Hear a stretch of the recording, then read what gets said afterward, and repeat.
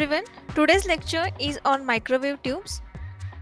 So outline is introduction of microwave, high frequency limitation of conventional tube, then types of microwave tubes, reflex klystron mechanism of operation, mode of oscillation, power output and efficiency. Note down the questions for exam. The 4-mark question on microwave, then what are the limitations of conventional tubes? It is for a 2 marks. What is the solution? Then types of microwave tube. What is the operation or what is the working of reflex klystron? Then how many modes of oscillation? And last one, what is the power output and efficiency for that particular microwave tube? So before starting, this is the electromagnetic spectrum. In electromagnetic spectrum, what we have to observe? The first, ionization radiation and non-ionization radiation. Then when frequency is increases, your wavelength is decreases. Extremely low frequency are using by your transmission line towers. Okay, what is the frequency for transmission line or power transmission line towers? It is a 50 hertz. Okay, then very high frequency, this is your PC, laptop. Then above that we are having a cell phone. Okay, then infrared radiation and 10 raised to 8 to 10 raised to 12 microwaves are there. Then we are having a visible light. In visible light, the wavelength is going to decide the color of light. Then ultraviolet radiation, next is a X-ray and next is a gamma ray. So remember this sequence, because maybe in a MCQ they will ask you the sequence. So microwaves are of course electromagnetic waves. Wavelengths are ranging from few centimeter to millimeter. That's why the microwave is also known as millimeter wave. If we talk about the frequency is range from 1 gigahertz to 1000 gigahertz. Okay, in a poser it is given 3 gigahertz to 300 gigahertz. So in different books the different definition is there, but remember that above 1 gigahertz it is a microwave. Now what are the advantages of using microwave? So first is a power requirement is very less compared to low frequency signals. Okay, why power requirement is less? Because antenna height, length, okay, is low compared to low frequency. Then larger bandwidth, the bandwidth of microwave is larger than the low frequency signals. More information can be transmitted using single carrier. Okay? So the limitation of carrier signal is reduced. Then improve directive signals, because microwave signals are not, if there is no obstacle तो वो multipath नहीं follow करते हैं. Okay? एक ही direction में जाते हैं. That's why for satellite communication we can use microwave signal. और less fading effect, जो multipath fading effect है वो microwave signals में बहुत कम मिलता है, और that's why it is a more reliable. Okay? It is in a non-noisy channel. अगर बहुत noise है तो वहाँ पे multipath fading दिखेगा ही. Okay? So जब हम लोग एक ideal condition की बात करेंगे, then microwave is having that much advantages. Then applications of microwave. First one is a wireless communication, then radar navigation, remote sensing, RF identification. In RF identification, animal tracking, toll collection, security, everything is there. Remote sensing, meteorology, mining, land surface, aviation, marine traffic, then broadcasting, AM, FM, radio, TV, etc. Heating, ovens, baking, food process, drying, mining, rubber industry, biomedical application. In biomedical application for diagnostic, cancer, chemotherapy, laser treatments, so many treatments we are using microwave frequency. Note down this application. Everyone, these are very important application is for 2 marks, so don't take screenshot. Again I repeat, don't take screenshot. आप लिखो, क्योंकि आप अभी बिल्कुल लिख नहीं रहे हो. Then okay, so till this PPT what we understood that if we are using microwave frequency, then it's very easy to work on various application. But did we have a device which can generate a microwave frequency above 3 gigahertz? Because what is going to happen when the frequency is in a kilohertz or gigahertz, your device is start hitting. Okay, after some time your devices start hitting. So we want some devices which are going to work very precisely at a very high frequency without power loss. Because when your device is starting to heat, what is happening? your power is going to loss in a form of a heat, or you have to use a different mechanism cool down your device. That means your power loss again, क्योंकि वो device power पे काम करेगा, वो free तो काम नहीं करेगा. सो आपका जो इफिशियंसी है सिस्टम का वो आपको मेंटेन करना है. Then we want a device जो कि इतनी हाई फ्रीक्वेंसी जनरेट कर सके, बिकॉज एप्लीकेशन तो बाद में होगा. First we want a device which can generate that high frequency, sustain for that high and minimum loss. It can transmit that signal to next stage. Okay, so what are the options you are having? That we are having some conventional tube, pentoid, tetroids. Okay, so what is happen if you use conventional tube? If you are having a conventional tube which is going to operate above 1 gigahertz, so there is a first effect is a transit time effect. Now what is that? Now imagine that this is your tube, then in a tube we are having one anode, one cathode, and this is the grid. Okay, so what is happen that a electron from travel from cathode anode. Okay, and this is your transmit time. Okay, but because of the frequency is very high, the transit time is very less for a electron. So in a half cycle only the electron is travel back. That means we can't get a proper sine wave, because for a proper sine wave the cycle should complete or transit time should complete. Okay, so this is the first reason that at a very high frequency the transit time effect is there. Now the second effect is stray reactance. So if we draw the equivalent circuit for a frequency generation, so the equivalent circuit is what? It is the inductance, capacitance and resistance. So whenever we are designing anything, there is a lead wire inductance and inter-electrode capacitance. Means these two electrode there is a capacitance. So due to the lead wire inductance and inter-electrode capacitance, what is going to happen? बोलो क्या होता है अगर ये दोनों चीजें है present? क्या होगा? Because of inter-electrode capacitance, there is a some voltage storing is there,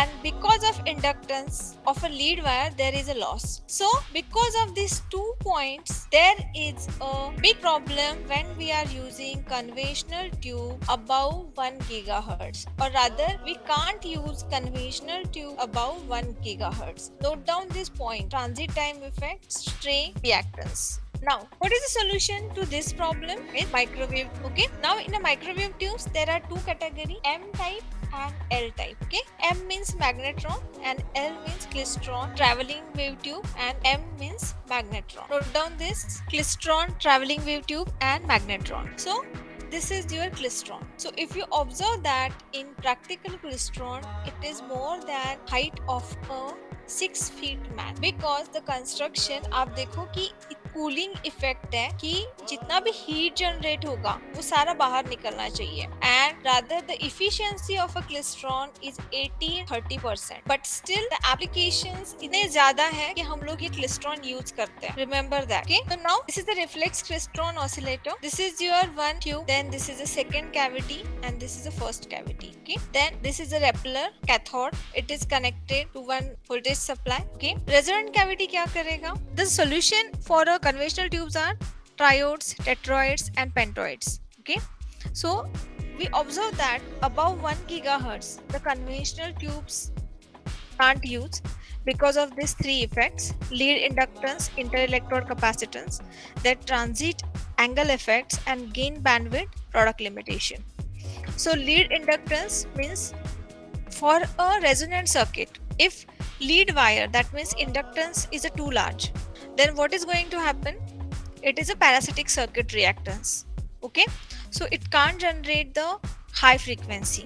As the frequency is increase of microwave range, the real part of the input impedance may be large enough to cause a serious overload of input circuit and thereby reducing the operating efficiency of tube. Okay, and transit angle effect जो मैंने बोला कि travel करके आने को जो time लगेगा वो कम हो जाता है. So that's why in microwave frequencies we can't use conventional tube. Now the important is the gain bandwidth product limitation. So gain bandwidth product means what? The higher gain can be achieved only at the expense of narrow bandwidth, but if you observe that our applications are having a broad bandwidth, so अगर आप conventional tubes लेते हो तो हम लोगों को bandwidth product नहीं मिलेगा, rather maximum bandwidth नहीं मिलेगी. So in a microwave devices, reiterant cavity, note down this word, reiterant cavity, जो वो shape था, it is a reiterant cavity, और slow wave structures are used to possible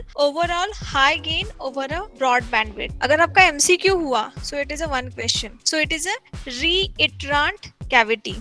Note down किया. Okay, so this is a linear beam tubes or O type. Okay, so this is a conventional tubes जो कि limitations है सब conventional tubes के. It is removed by O type. In linear beam tube, a magnetic field whose axis coincides with that of electron beam is used to hold the beam together as it travels the length of tube. Okay, these tubes electrons receive potential energy from a DC beam voltage before they arrive in a microwave reactant region. Okay, this energy is converted into their kinetic energy. In the microwave interaction region, the electrons are either accelerated or deaccelerated by the microwave field and then bunch as they drift down the tube. The bunch electron in turn induce current in the output structure. The electrons then give up their kinetic energy to microwave fields and are collected by the collector. Okay, इसका मेरे पास animation है. So in that animation, I will explain every step what is mentioned in that PPT.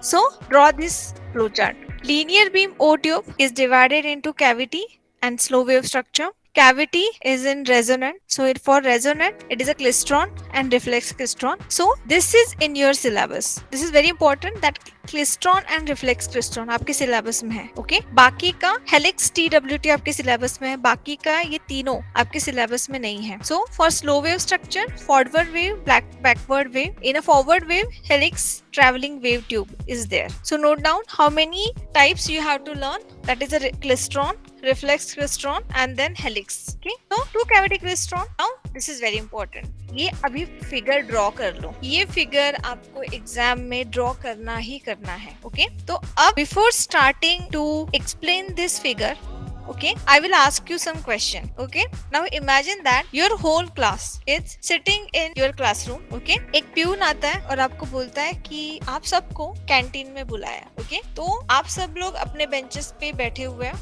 समझो 50 लोग हैं, हर एक का roll number उनके पास है. ओके, आपका क्लास टीचर आता है, क्लास में काउंटिंग करता है रोल नंबर की कि ओके 50 स्टूडेंट्स आर देयर. फिर वो क्या बोलता है, नाउ इट इज 1 PM, आप लोग 2 बजे तक कैंटीन में आने चाहिए. Okay, so now the first and important thing is आपका जो क्लासरूम का डोर है उसमें से एट अ टाइम सिर्फ 3 स्टूडेंट ही बाहर आ सकते हैं. सो जो पहला मैसेज है कि combinedly all are going to travel from classroom to mess or canteen, this condition is not going to fulfill. Okay, now imagine 3 student बाहर आए. Okay, अब आप क्या करोगे, अपने अपने फ्रेंड्स के साथ चलना स्टार्ट कर दोगे. कोई डायरेक्टली कैंटीन में चला जाएगा, कोई घूम फिर के आ जाएगा, कोई दूसरी जगह पे जाके आ जाएगा. So what is going to happen, this is your bunching fact. मतलब अगर forget about the remaining diagram, only remember this 3 lines. मतलब आप क्लास में बैठे हो. ओके, जब मैसेज आता है तो आप अपने ग्रुप्स और बंच फॉर्म करके ट्रैवल करना स्टार्ट कर देते हो. किसी का ट्रैवलिंग स्पीड हाई रहेगा, किसी का ट्रैवलिंग स्पीड लो रहेगा. Okay, but it is very important that everyone is going to arrive at a collector, means your canteen point. कोई कहीं पे भी जाने दो, किसी भी इलेक्ट्रॉन को अगर मैं स्टूडेंट कंसिडर करूंगी, कैसे भी ट्रैवल करने दो, बट उसको एट द एंड कलेक्टर के यहाँ पे जाना ही पड़ेगा. ओके, सो नाउ अब ये जो इलेक्ट्रॉन्स है और आप जो ट्रेवल कर रहे हो, I want to increase the speed of this electron और I want to increase speed जिस स्पीड से आप चल रहे हो. तो मैं कैसे इंक्रीज कर सकती हूँ, बोलो. The first and very important thing is, अगर मुझे तुम लोगों का स्पीड बढ़ाना है तो एक एनर्जी बूस्टर ड्रिंक अगर दिया, so automatically the speed is going to increase in a terms of a human being.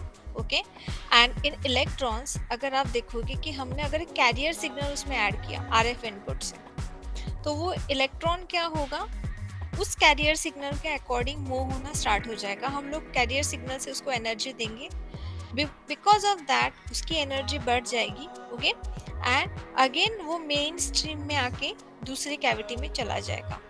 So we are having a 3 region. Okay, the first when electrons are generated, then interaction region, and last one is a collector region. So when generation of electron is there, then cathode, one electron beam, we are going to assume it is in an ideal condition. That means all electrons are going to travel in an axis direction. Okay, so no drift calculation we are going to consider, और आपको सिर्फ इसका short note है, calculation नहीं है. Fine. Then the first cavity and this is the second cavity. So first cavity is known as a buncher cavity and second cavity is known as a catcher cavity. In a buncher cavity, the electrons are going to bunch in a groups. bunch हो जाएगा उनका एक. Okay. Now in a catcher cavity, ये electron क्या होंगे, यहाँ पे collect होंगे, इनसे वो एनर्जी रिमूव कर ली जाएगी और it is a higher frequency signal. This is nothing but your microwave signal. और फिर से इलेक्ट्रॉन कलेक्टर में कलेक्ट हो जाएंगे. Now what are the important points, that 0 to D it is your spacing between the cavity and the distance between the line and the end line of a cavity is a L. So L plus D and L plus 2D. So these are the timeline. First is a T is equal to 0 when your electrons are going to enter in a buncher cavity. When T is equal to 1, it is a D distance when your electrons are going to exit from buncher cavity. Then T2 when your electrons are going to enter in your catcher cavity, and T3 when your electrons are going to exit from your catcher cavity. Okay, so this circuit operates on the principle of velocity and current modulation. So in a velocity modulation, electrons क्या होते हैं, velocity increase होता है and because of that current increase होता है और आपकी frequency increase होती है. Okay, and this diagram is known as a two cavity klystron amplifier. Okay, the very important point is the klystron can be used either as a generator or as an amplifier of power. So same circuit can be used as a generator and same device can be used as a amplifier. ये diagram draw करके रखो आप, और सब लोग यही diagram draw करेंगे. आपके टेक्मैक्स में जो डायग्राम है वो कोई ड्रॉ नहीं करेगा, याद रखना, बिकॉज टेक्मैक्स वाले डायग्राम में बहुत सारे मिस्टेक्स हैं. Those who are trying for distinction, those people please remember this diagram. So now this is another view of a two cavity klystron amplifier. In some books this diagram is also there. So this is a cathode. Okay, so cathode is going to generate an electron beam. Then buncher cavity, near buncher cavity the frequency of signal is low. Catcher cavity तक जाते जाते ये frequency बढ़ जाएगी. Okay, so the working principle, it operates by principle of velocity and current modulation. It consists two cavity, one is a buncher cavity, second one is a catcher cavity. Okay, then cavity closest to the cathode, this is very important, it knows as a buncher cavity or input cavity. In that cavity velocity modulates the electron beam.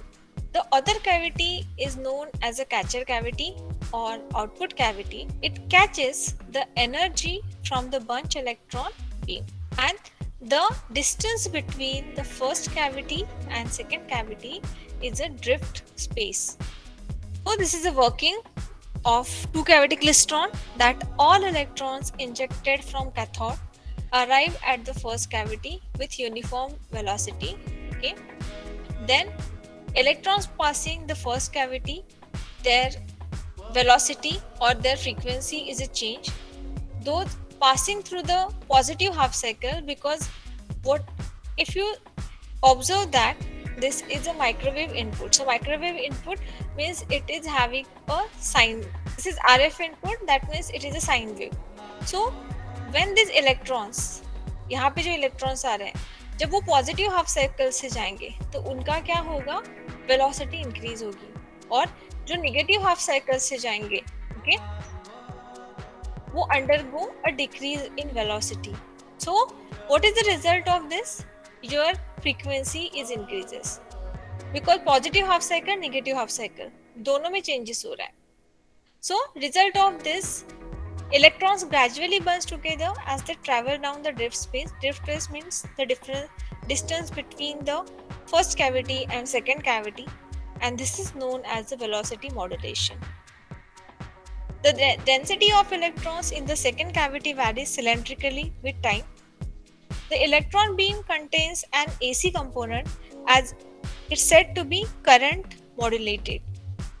The maximum bunching should occur approximately midway between the second cavity grids during its retarding phase and the kinetic energy transfer from the electrons to the field of second cavity. Okay. So output power and beam loading. We are having a three assumption. First is a जो मैंने already बोला आपको that electron beam is assumed to have a uniform density in the cross section of a beam. Space charge effects are negligible. And third, the magnitude of microwave signal input is assumed to be much smaller than the DC accelerating voltage. Okay, so now it is a 250. Okay, from next lecture we will start with reiterant cavity.